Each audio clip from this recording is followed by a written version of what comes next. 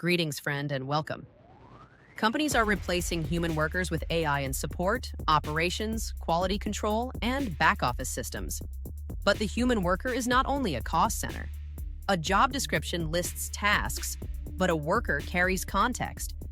The exception, the failure, the pattern, the account issue that needs escalation, the driver wrongly flagged, the machine result that looks wrong, and the shortcut that will break something later. When companies cut the worker, they don't just cut labor, they cut memory and service. Customers and workers are left with a machine that can answer simple questions but cannot help when the system itself is wrong. In February 2024, Klarna said its OpenAI-powered assistant handled 2.3 million conversations in its first month, about two-thirds of its customer service chats. Klarna said the assistant did the equivalent work of 700 full-time agents, reduced repeat inquiries by 25%, cut resolution time from 11 minutes to under 2 minutes, operated in 23 markets and more than 35 languages, and was expected to drive a $40 million profit improvement in 2024. But by May 2025, the company was turning back toward human customer service, and CEO Sebastian Siemiatkowski said it was critical that customers know there will be always a human if you want. The chatbot still handles major volume, but speed is not the same as help. Customer service is where people go after something has already broken, and without a human path, the customer is not being served. This problem has also taken place in Uber, where drivers are pushed toward AI support that lacks the authority or context to fix account problems, review bad decisions, and explain what happened. Uber says deactivated drivers can request a review and that manual reviews remain part of the process, but a 2025 driver report found that 87% of surveyed drivers described the deactivation process, often mediated by in-app chatbots and algorithmic decisions, as unclear and unfair. Nearly 4 in 5 said the in-app review system was not helpful, and nearly two-thirds reported receiving no meaningful help after repeated attempts, leaving drivers without accounts, income they rely on, and a human to turn to. That is the danger. A customer, driver, patient, tenant, student, or contractor may still get a support button, but behind it is a loop. Chatbot, policy script, automated review, closed ticket, disconnect.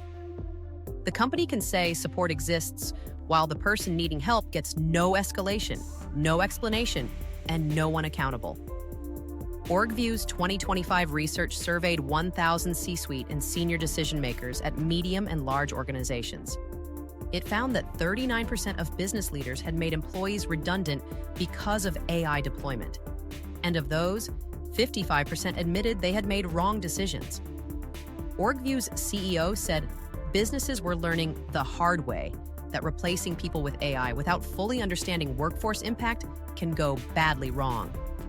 Forrester's 2026 AI job impact forecast said over-automating roles because of AI hype can lead to costly pullbacks, damaged reputations, and weaker employee experiences.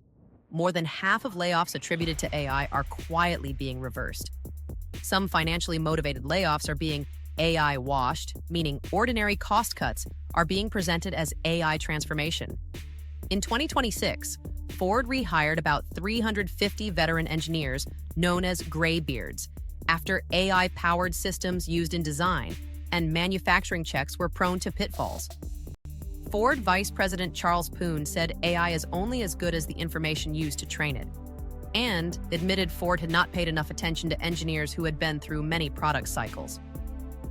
Glean's work, AI Index 2026, found that digital workers spend 6.4 hours a week bot-sitting, feeding AI context, checking outputs, fixing mistakes, and cleaning up wrong answers. The report also found that while 87% of digital workers use AI and say it saves time, only 13% say their organization is performing significantly better because of it.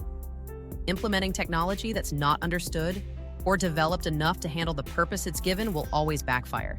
But the real cost to the company is loss of trust and respect. A paper called AI Failure Loops in Devalued Work argues that workplace AI failures often come from overconfidence in AI and underconfidence in worker expertise. The authors focus on undervalued work such as teaching, care, social work, and support roles, where outsiders often underestimate the skill involved. A company can fire the person answering the ticket, the support agent, the veteran engineer, or the account support worker. But it may also fire the person who knows why the ticket matters, the escalation path, the memory of old failures, and the human being who knew when the system had made a mistake.